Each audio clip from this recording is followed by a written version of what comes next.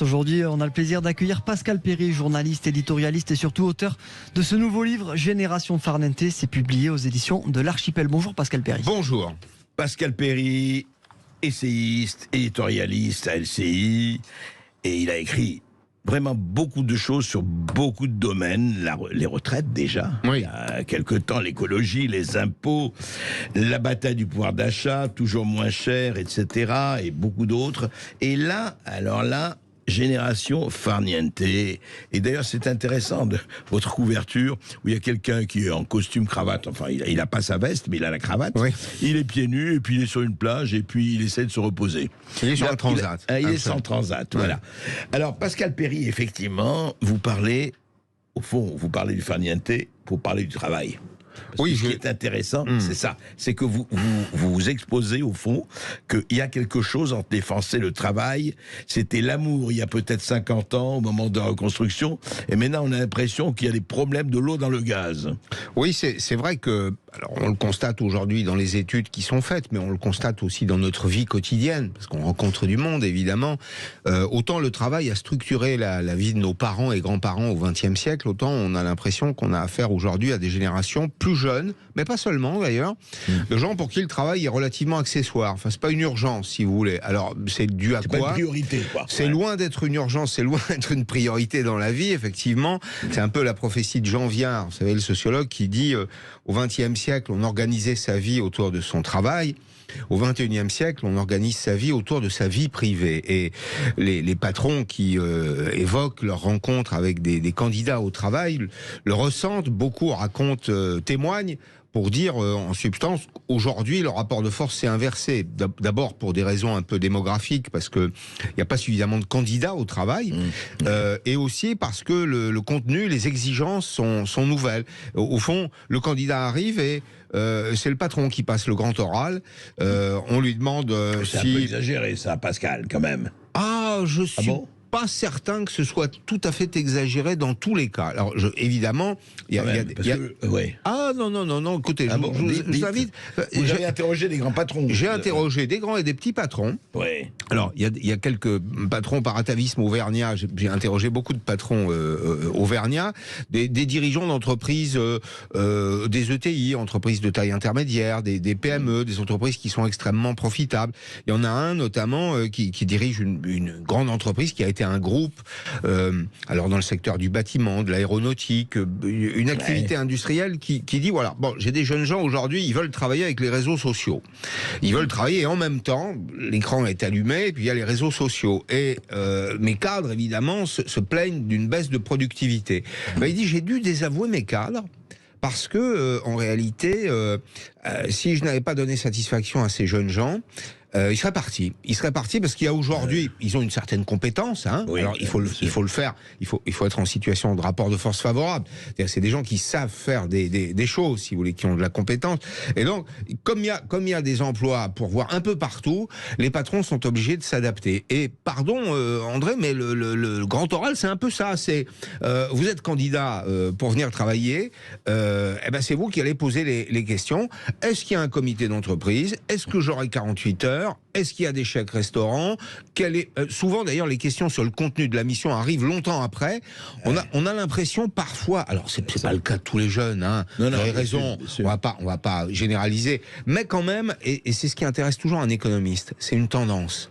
C'est une tendance qui se renforce.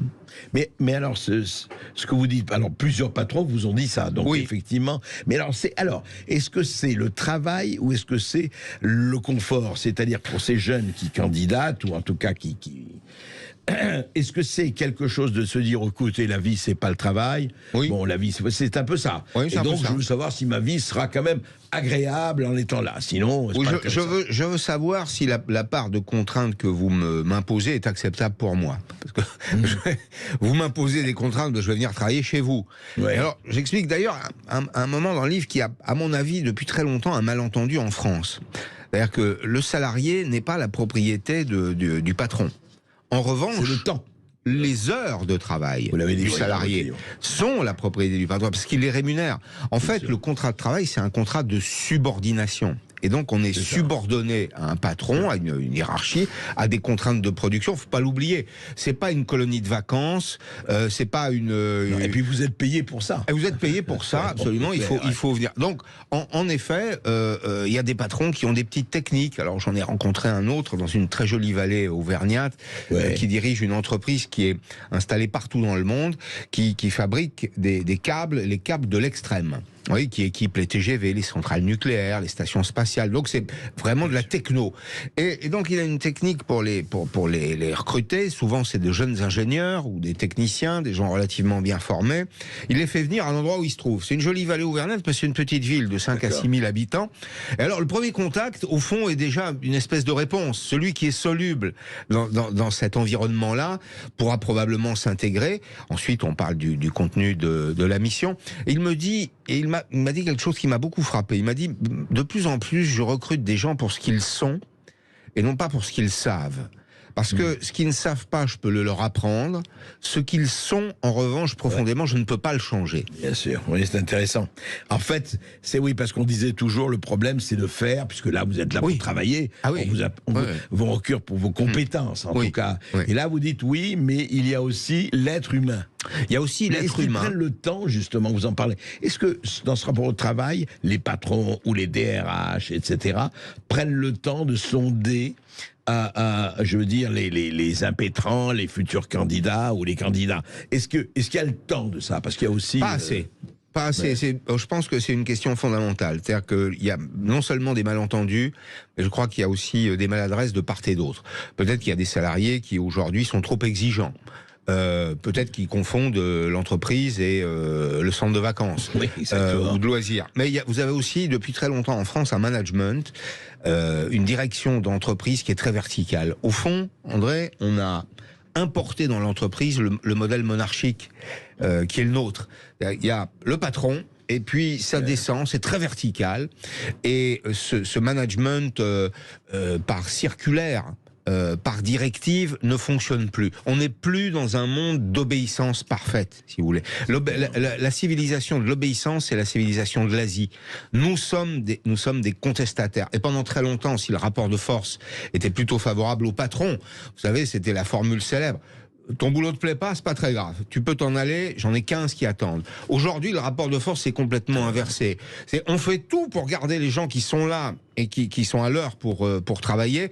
Et donc, ça va impliquer probablement des relations plus horizontales dans l'entreprise, non pas nécessairement fondées sur l'obéissance, sur la discipline, mais sur un peu plus, sur le partage. Voilà. Et ça, c'est déjà, Pascal Perry, d'ailleurs, vous le dites dans votre livre, c'est déjà entamé. Ça, oui, c'est très entamé. De mutation, je dirais mentale, presque. Oui, c'est entamé dans les grosses boîtes. Je pense qu'ils ont compris, parce qu'ils ont des moyens pour peut-être mieux gérer les relations humaines, que il fallait une relation de confiance. Alors, et ça a aussi des inconvénients. Les grandes boîtes, c'est que souvent c'est des armées mexicaines avec des strates intermédiaires de commandement qui sont autant de contraintes supplémentaires et qui alimentent précisément ce monde de l'obéissance. Mais dans les petites entreprises, il y a deux types de réactions. Il y a au fond le patron qui comprend très bien, parce qu'il est au contact de ceux avec qui il travaille. C'est une petite équipe, c'est une dizaine de personnes, c'est une communauté de vie. Ouais. C'est une communauté, c'est l'affectio societatis, c'est-à-dire qu'on est ensemble et on est heureux d'être ensemble. On travaille dans le cadre d'un projet. Bon, lui, il comprend tout de suite. Il comprend que il peut pas leur mettre des coups de pied aux fesses. Il faut expliquer. Il faut expliquer et partager les décisions. Oui. Et puis il y a ceux qui ne comprennent toujours pas et qui souvent d'ailleurs se retrouvent avec de vraies difficultés, qui se retrouvent seuls dans un certain nombre de cas. Alors on va parler justement après une petite pause avec Pascal Perry, encore un livre que je recommande vraiment, Génération Farniente. En fait, c'est le rapport au travail. On va parler du droit à la paresse et on va parler des syndicats. C'est quand même intéressant, c'est deux forces différentes. Le droit à la paresse, vous en parlez dans votre livre, c'est qu'au fond, est-ce que les Français au fond se disent ça va, c'est un mal nécessaire le travail, mais c'est pas ça qui compte. Et puis vous en parlez aussi, les positions acquises, les droits acquis, et vous parlez très bien dans votre livre du droit et des devoirs. On a oublié on a oublié peut-être une partie et puis l'autre partie. On marche sur un voilà. pied. Voilà, exact. Unijambiste. Et puis si ça vous fait réagir, vous restez bien avec nous sur Sud Radio 0826 300 300 pour poser une question à Pascal Perry ou André Berkoff. Vous connaissez le numéro 0826 300 300. À tout de suite. Belle. Alors Pascal Perry, on a commencé à parler effectivement du rapport des Français au travail, de la vie effectivement des patrons qui sont en train de revoir leur logiciel par rapport à leurs employés, en tout cas certains, et par rapport à dire attendez, oui d'accord il y a le travail mais il y a la vie, etc. Les loisirs.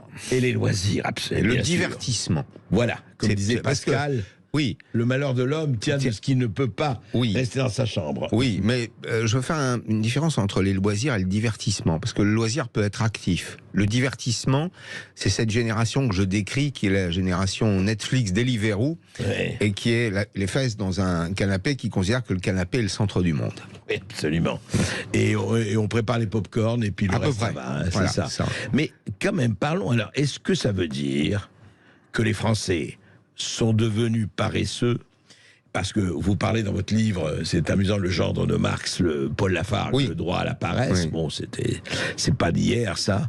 Mais est-ce que franchement, on peut dire, bah écoutez, en fait, les Français, tout ça, et vous parlez de l'âge de la retraite, alors que tous les autres pays sont à 67, 66, 67 ans, on sait très bien, et nous, on dit, mais non, mais c'est dégueulasse, voilà. Et vous parlez des parlementaires de Mélenchon à d'autres qui disent, mais c'est pas possible, on enlève, on prive les Français de leur vie. Est-ce que c'est un sentiment de paresse ou un sentiment de dire non, on n'a plus envie de vivre la vie que vous nous donniez? Écoutez, il est possible qu'il y ait une génération qui ait vu les parents beaucoup travailler et que ça ait pu être dissuasif. Maintenant, écoutez, il y a en France quand même encore des gens qui travaillent. Je rappelle qu'on produit, on produit quand même de la richesse dans ce pays. Simplement, moi j'estime qu'il y a un tiers de gens qui travaillent beaucoup plus que les 35 heures, qui sont un peu les forces vives de ce pays, qui produisent de la valeur.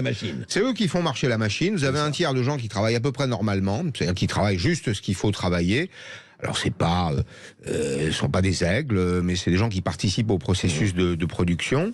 Et puis vous avez un tiers de gens qui sont dans le halo de l'inactivité. C'est-à-dire des gens qui travaillent mais qui ne travaillent pas en réalité, des gens qui sont hors du travail, qui manquent de formation et qui souvent bénéficient de l'assistance sociale et pas de l'assurance sociale.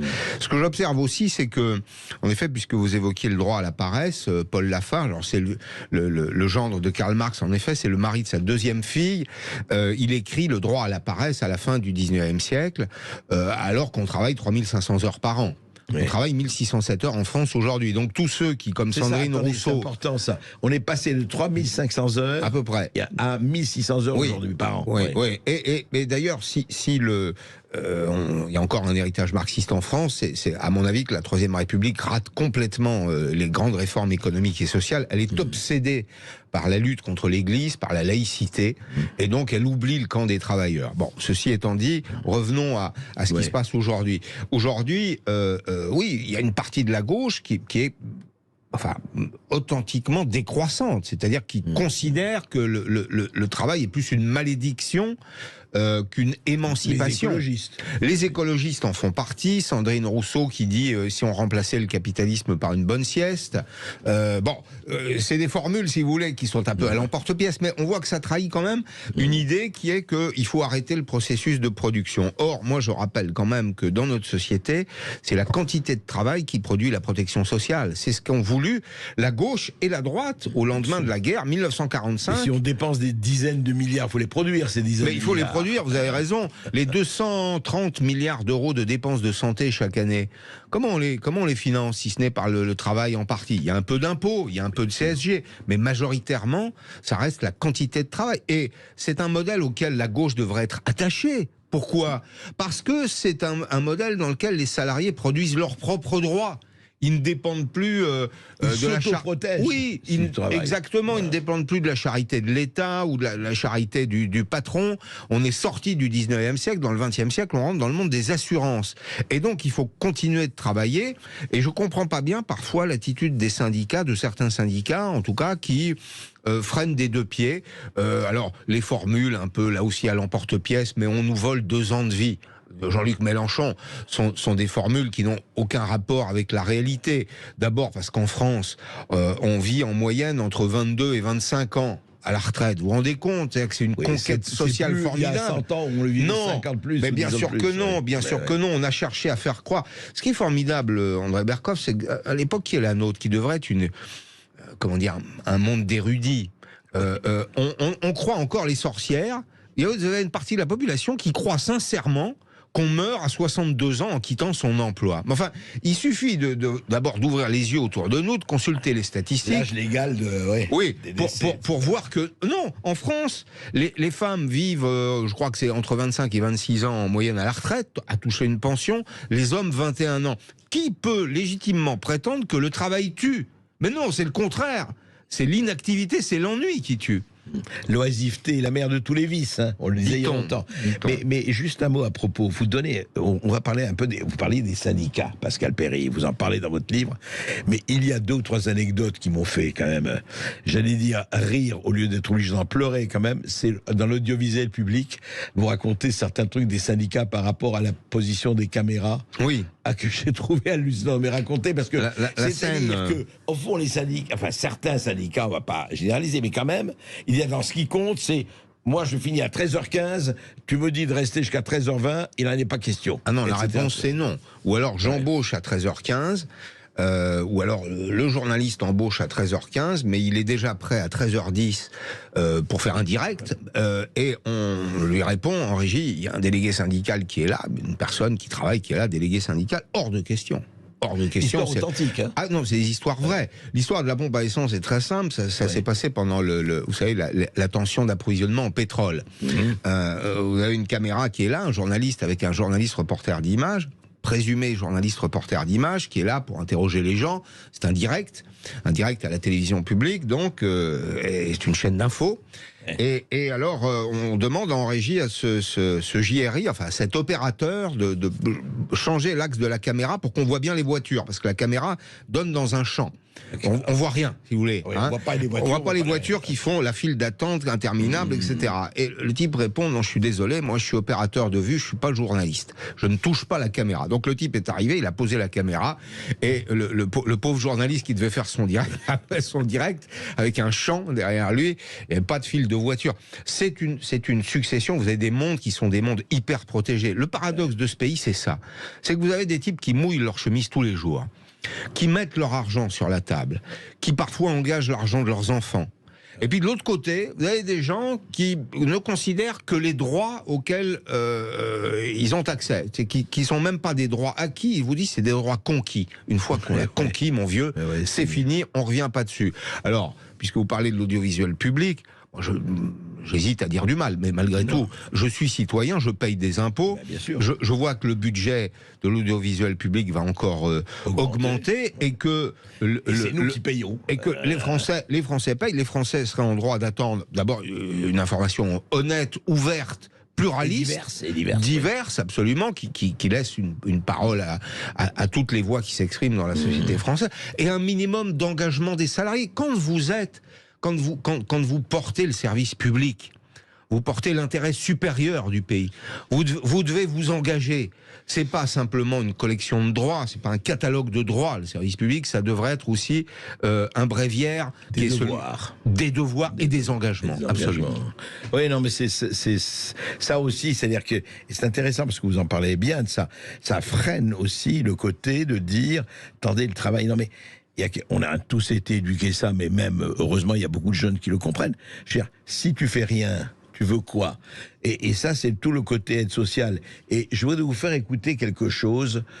Thibault, écoutez ça, ça a fait beaucoup de scandales. C'est quelqu'un qui explique, c'est une partie de la chose, mais ça va assez loin.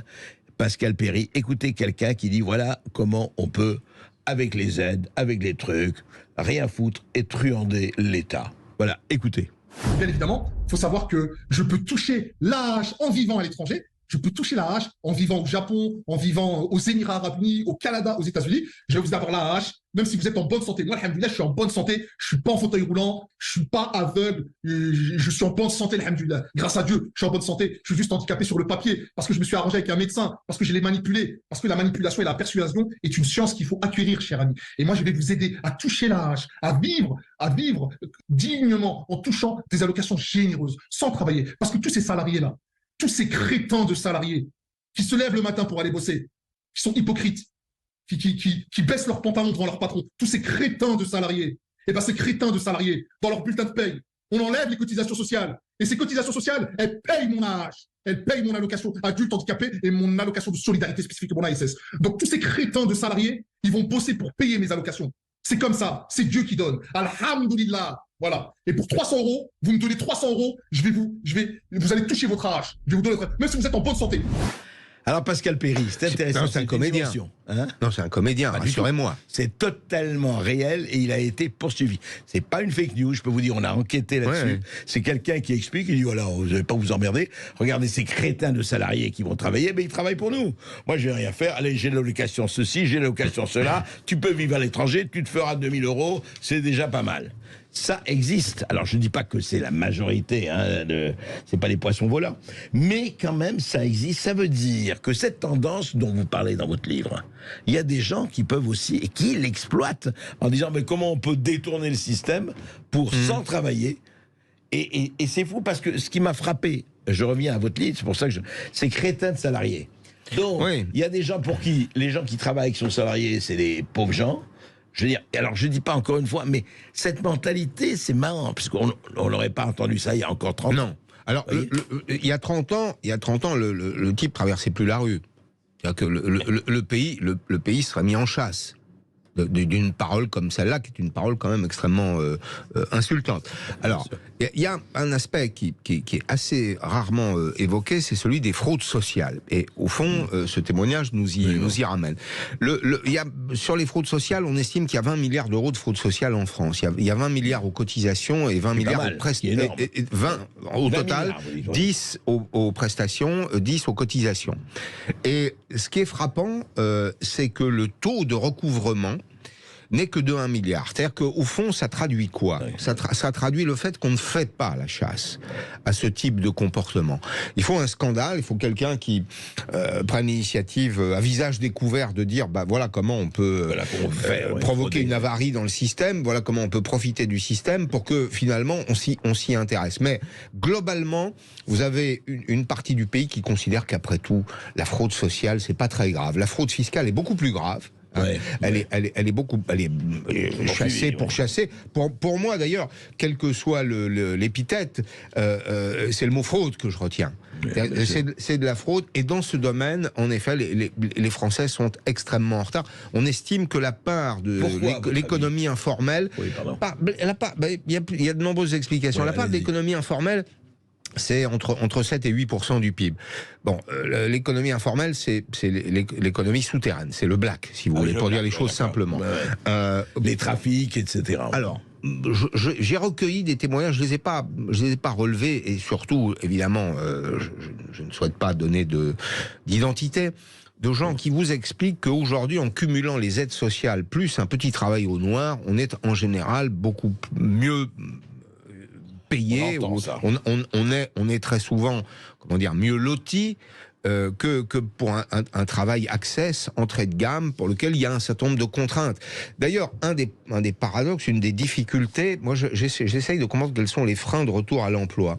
Dans les freins de retour à l'emploi, il y a les questions de formation, les questions de logement, de déplacement, et puis il y a peut-être un sujet qu'on n'évoque pas souvent, c'est le très faible écart qui existe entre la socialisation et le retour vers l'emploi. Sachant qu'en cumulant, en effet, les aides diverses, pas nécessairement autour du monde professionnel, mais les aides au logement, les aides à l'enfance, la famille, etc., on arrive à des revenus qui sont assez comparables avec quelqu'un dont le revenu est autour du SMIC. D'autant que si vous travaillez, et ça fait partie des freins, si vous travaillez, si vous revenez au travail, vous allez devoir engager un certain nombre de frais pour vous déplacer, ne serait-ce que pour vous nourrir le midi. Au fond, reprendre un travail quand on n'en a pas, c'est changer de modèle de vie, et peut-être que l'écart entre les deux n'est pas suffisant aujourd'hui pour inciter les gens à retourner au travail. On va se retrouver dans un instant sur Sud Radio. On est toujours avec Pascal Perry qui vient nous voir pour ce livre Génération Farniente. Et puis avec vous aussi, c'est vous qui aurez la parole, 0826 300 300. À tout de suite. Et nous sommes toujours avec Pascal Perry pour Génération Farniente, un livre vraiment très intéressant qui fait l'inventaire un peu de ce qui se passe dans les rapports des Français du travail, et pas seulement des Français, de l'État, du patronat, des administrations. Et il y a un mot, Pascal Perry, quand même, que vous employez, mais alors qui est presque, je ne dirais pas un mot obscène, mais enfin sulfureux. On emploie de moins en moins la méritocratie. Et pourtant, la méritocratie, ne serait-ce pas la fonction républicaine par excellence, si. En tout cas la fonction, je veux dire, juste. Si, vous avez raison.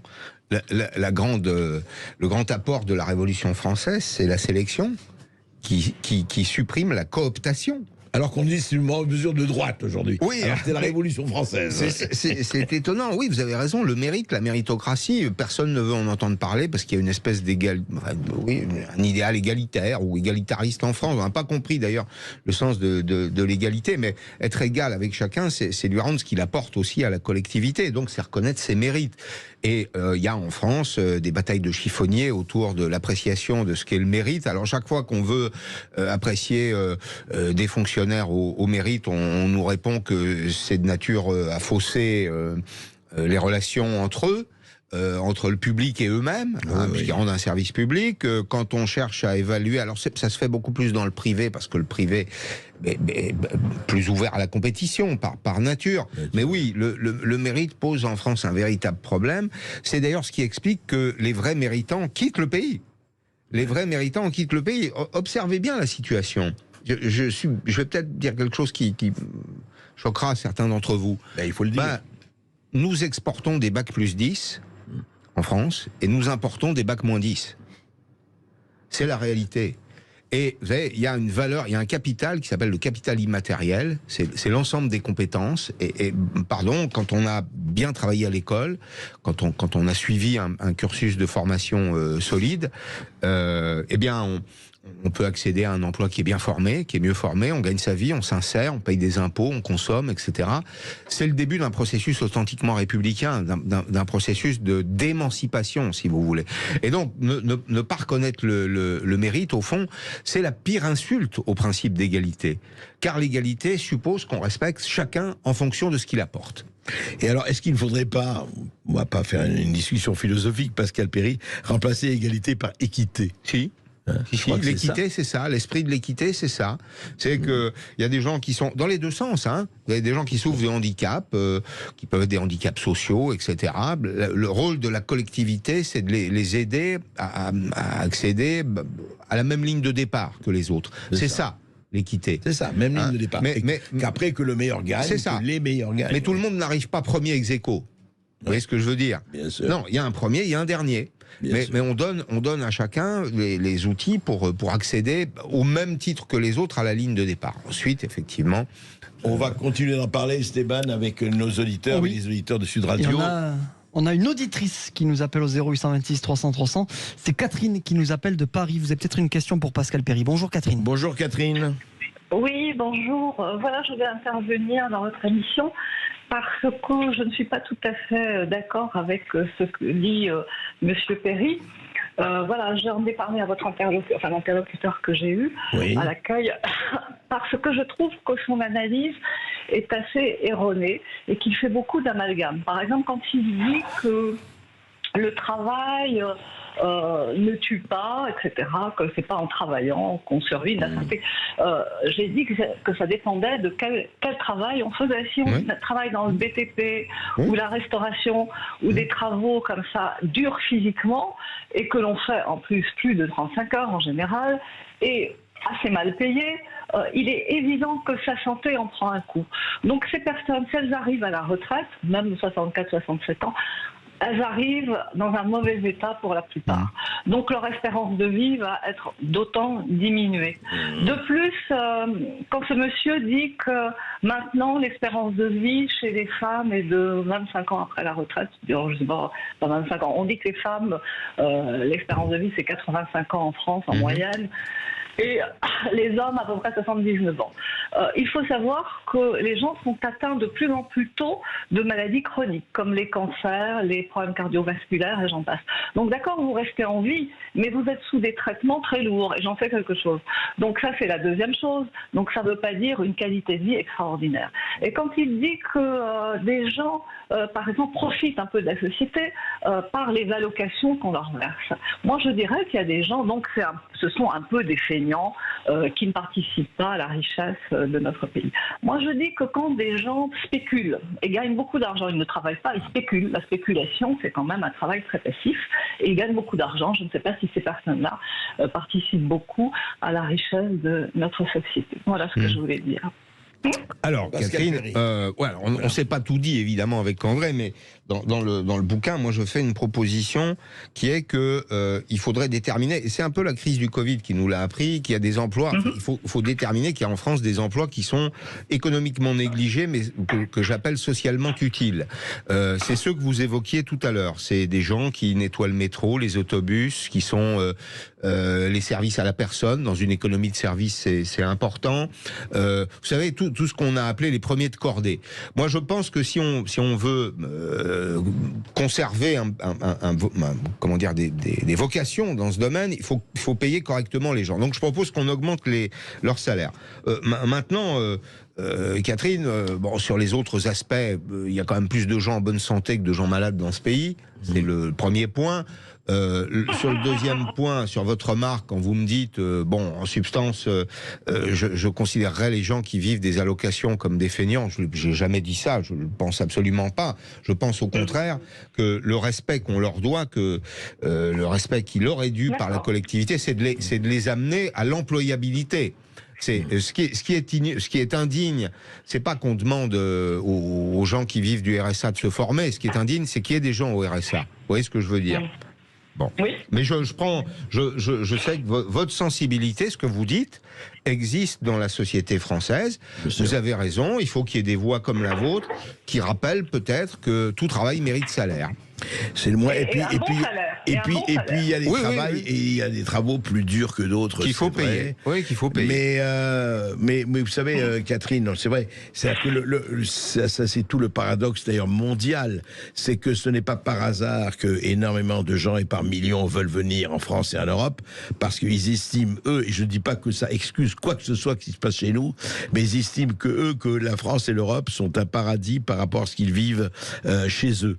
Et en tout cas en partie. Petite remarque. Oui. Je peux faire par rapport à ça. Oui. Je pense que si les gens étaient bien dans leur pays, vivaient normalement dans leur pays, ils n'auraient pas l'envie de venir chez nous. Mais bien sûr, c'est ce que je dis. L'Afrique, tout ça, on les laisse dans un état de pauvreté immense. S'ils étaient bien chez eux, ils ne viendraient pas chez nous. Mais nous sommes, c'est exactement ce que je dis. Et c'est pour ça que, hélas, nous sommes dans un monde très relatif de ce point de vue-là. Nous avons. Merci Catherine. Merci beaucoup pour votre appel. On rejoindra César dans un instant qui nous attend au standard. On va marquer une courte pause sur Sud Radio. À tout de suite. Retour d'Amberkov dans tous ses états. On est ensemble jusqu'à 14h. On est toujours avec Pascal Perry. Et puis nous avons César qui nous appelle au 0826 300 300. César, vous nous appelez de Bayonne. Bonjour. Bonjour César. Bonjour Berkov, bonjour Pascal Perry et très bonne rentrée à vous André Berkov. Merci. Bonjour. Merci à vous aussi. Bonjour César. Bon. Alors moi j'ai vécu en Angleterre plus d'un an et demi. Oui. Je suis parti à cause du Covid, pendant la pandémie, là, j'ai fait le premier confinement là-bas. Mais j'ai appris quelque chose en Angleterre qui ne se fait... Et dans les pays anglo-saxons, j'ai appris que ça se faisait comme ça. Et en fait, ça ne se fait pas dans la plupart des pays. Et pour moi, c'est un enseignement gigantesque. Oui. Et donc, vous aurez qu'à me dire ce que vous en pensez. Mais c'est ce que j'ai appris là-bas et je trouve ça formidable. Allez-y. Comme vous le savez, l'emploi, c'est très important puisque c'est avec ça qu'on crée de la richesse, qu'on apprend à vivre. Et donc, c'est très important. Et puis, il y a tout l'aspect développement personnel qui est dans le boulot, tout ça. Mais il y a une des auditrices qui a dit avant, qui a parlé de la qualité de vie. Et en fait, c'est un petit peu ce que je vais dire aujourd'hui, c'est qu'en Angleterre, j'ai appris deux choses. Enfin, j'ai appris une seule chose. C'est pour moi un des points fondamentaux, c'est que beaucoup de gens en Angleterre, ils travaillent en deux temps. C'est-à-dire, ils vont prendre un boulot ils font pas 7 heures par jour comme en France. Ils vont prendre un boulot. Les emplois sont beaucoup plus flexibles en Angleterre, c'est-à-dire qu'on peut bosser, on peut demander un 2 jours par semaine si on est étudiant, on peut demander un 3 jours par semaine, on peut demander un 4 jours par semaine, mais c'est pas tout le monde qui va prendre un 5 jours par semaine. Et c'est ça que je trouvais incroyable, c'est que les gens peuvent bosser au moins 8 heures par jour, voire même 9 heures par jour ou 10 heures par jour. Moi personnellement, j'ai appris l'anglais là-bas, donc j'avais pas envie de bosser tout le temps. Je bossais entre 8 heures et 10 heures par jour en Angleterre, dans des restos ou dans des hôtels, et je gagnais mieux ma vie en 3 jours qu'en France en 5 jours. Rien que pour le boulot alimentaire. Alors, et en plus de ça, et c'est le deuxième point, c'est que beaucoup de gens là-bas bossent en 3 jours, donc ils optimisent leur temps afin d'avoir une qualité de vie, d'avoir du temps libre. Dans tous les cas, ils ont du temps libre. Ils font du 3 jours par semaine avec 10 heures par jour ou voilà, plus, par exemple, parce que mine de rien, vous gagnez un peu d'argent, et en plus, beaucoup de gens, qu'est-ce qu'ils faisaient là-bas? Eh ben, ils avaient un projet professionnel, un projet de vie, un rêve, vous voyez, mais qui est beaucoup plus bancal. C'est-à-dire qu'il y a des gens, ils ont des rêves, ils vont le réaliser peut-être dans 10 ans. Mais avec ça, ils vont faire des compléments de revenus. Donc ils vont prendre une demi-journée de plus, ils vont faire des compléments de revenus, et donc ils ont un rêve c'est comme vous, André Berkoff, quand vous avez 82 ans, vous bossez, c'est peut-être même pas un effort pour vous parce que vous aimez votre métier. Et ben il y a des gens, vous voyez, ils ont un projet de vie qui est peut-être bancal, mais ils ont le boulot alimentaire plus un projet de vie, et dans tous les cas, ils ont du temps libre, et c'est ça qui est important, d'avoir 3 jours de repos par semaine. Enfin voilà. D'accord. Alors Pascal Perry, effectivement, c'est intéressant. C'est intéressant. Cette flexibilité et ce projet. Oui. Ouais. Alors l'Angleterre a un modèle complètement différent du nôtre. César a dû le constater. Sur sa feuille de paye, il y a très peu de retenue. En Angleterre, il y avait très peu de retenue sociale. On est d'accord. Hein, la part, ce qu'on appelle le coin fiscal, c'est-à-dire l'écart entre le brut et le net, est très important en France et il est beaucoup moins important en Angleterre. Ce qui donne cette impression qu'on est mieux payé. Maintenant, César, si vous aviez été malade, si vous aviez dû passer par le National Health Service, qui est le système hospitalier, vous auriez peut-être préféré avoir une assurance privée. C'est un modèle différent du nôtre. Je veux dire par là que notre coin social à nous, il finance la politique des retraites, la politique de l'assurance maladie, voilà. la politique de l'enfance, des transports, etc.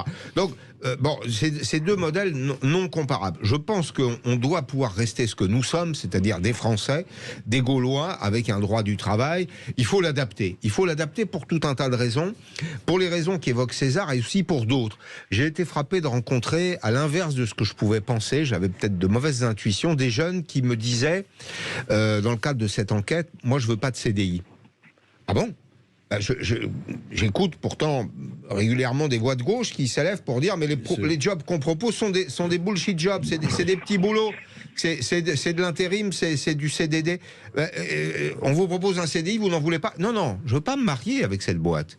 Je veux un contrat. Et puis demain, je ferai peut-être autre chose. Donc, vous voyez, y compris le rapport à la régularité du contrat de travail évolue et il faut aujourd'hui qu'on puisse en tenir compte. Et leur rappeler que la vie n'est qu'un CDD. La vie n'est qu'un CDD. Ne pas l'oublier. Sauf qu'on n'a pas la détermination du contrat. C'est ça. Merci César d'avoir été avec nous. On accueille Sébastien de Perpignan. Sébastien, qui vous êtes chef d'entreprise. Bonjour à vous. Oui, petite entreprise. Bonjour Sébastien. Oui. Bonjour, je suis ravi de vous avoir parce que je suis un grand fan. Bon, j'appelle que rarement, mais en tout cas, merci. Et puis ça fait du bien d'entendre notre invité que je ne connaissais pas, mais qui dit des vraies vérités et qui soulage un peu les choses. Ouais. Bon, moi, je l'explique que je risque d'arrêter mon activité pour quitter la France parce que justement, avec ces rapports qui ont enfin, si vous voulez, vous avez dû tous voir sur les réseaux sociaux circuler un visuel là qui signifiait un patron qui est assis dans une calèche et qui se fait traîner par des salariés et leader qui était devant en train d'amener les gens vers sa passion, puisque moi en fait je suis un autodidacte et ce que je fais, je le fais par passion avant tout. Et d'ailleurs je trouve que c'est ça qui est un peu triste dans le travail, c'est qu'on oublie un peu que certains pourraient en faire une passion et que là du coup le travail n'est plus une contrainte. Et du coup, le problème, c'est que quand on est leader aussi, dans ce visuel, il y a un truc qu'on oublie, c'est que derrière, il faut quand même avoir l'œil derrière, parce qu'il y a certaines personnes qui en profitent un peu, puisque le patron le fait. On va lever le pied, on va se le prendre à la douce. Alors effectivement, on est obligé de composer pour essayer de garder les gens qui nous entourent pour continuer l'activité. Mais moi, j'ai qu'une envie, là, c'est franchement d'arrêter. Vous voulez attendez, si j'ai bien compris, Sébastien, vous voulez quitter la France, vous? eu égard aux conditions. Moi, j'ai un parc animalier et d'animation. J'ai eu une grande boîte d'événementiel aussi. Et effectivement, j'ai plein d'idées, plein de choses qui sont réalistes, plein de choses qui fonctionnent. Mais derrière, j'ai du mal à m'entourer de gens qui sont passionnés parce que je suis un passionné et je cherche à m'entourer de gens passionnés. Et c'est pas un problème de les rémunérer. Mais voilà, les gens, pour moi, en fait, quand on fait quelque chose, et surtout qui est lié au monde animal, c'est forcément une vocation. Quoi, Merci Sébastien. Il parle de l'absence de passion. Hein. Oui, mais ça, vous voyez, c'est aussi la conséquence du monde digital qui fabrique des gens passifs. C'est aussi les périodes de tension, de crise qui fabriquent plutôt des égoïstes. On a du mal à trouver des passions, en effet. J'allais dire qu'on a perdu le contact. André, vous et moi, on connaît l'Orient. L'Orient, c'est un monde dans lequel survivent les transcendances. La transcendance vous tire vers le haut. Il n'y a plus de transcendance. Si l'objectif unique des individus, c'est effectivement de gagner leur vie, de gagner toujours plus, c'est un monde triste au fond. Et ce que dit Sébastien, il a l'air transporté par son activité, c'est qu'il a du mal à la faire partager. Peut-être que parfois il a pu être maladroit avec l'un ou l'autre, mais on sent qu'il y a de la bonne volonté chez lui, la volonté en tout cas de partager sa passion et d'associer un projet collectif. Et puis Pascal, il faut savoir aussi quelque chose, la paperasse en France, aussi l'administration, les 45 formules, les 15 lignes ou les 25 lignes de votre bulletin de paye, enfin vous le savez, ça aussi c'est peut-être pas la complexité. La complexité, probablement, joue un rôle et elle doit décourager un certain nombre de vocations. Mais il n'empêche qu'il y a dans le fond de l'air, et c'est ça que je retiens là, des quelques témoignages qu'on a entendus et de l'enquête que j'ai menée, il y a dans le fond de l'air une espèce d'idéologie post-industrielle du non-travail dans cette société, qui n'existe pas nécessairement chez nos voisins. Les Allemands, c'est évident. Les Anglais aussi, mais y compris chez les Espagnols et chez les Italiens. Il y a une particularité de la France dans les peuples latins. En Italie, on conserve un outil industriel efficace, efficient. L'Espagne réalise sa transition. Un petit pays comme le Portugal est un pays au travail, si vous voulez.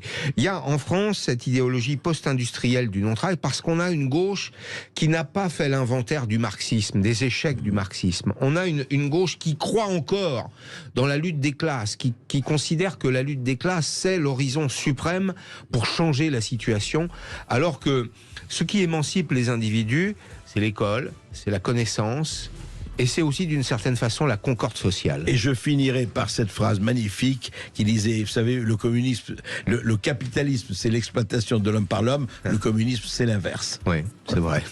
Merci beaucoup. Belle formule. Merci beaucoup Pascal Perry d'avoir été avec nous. Je rappelle ce livre Génération Farniente, c'est publié aux éditions de l'Archipel.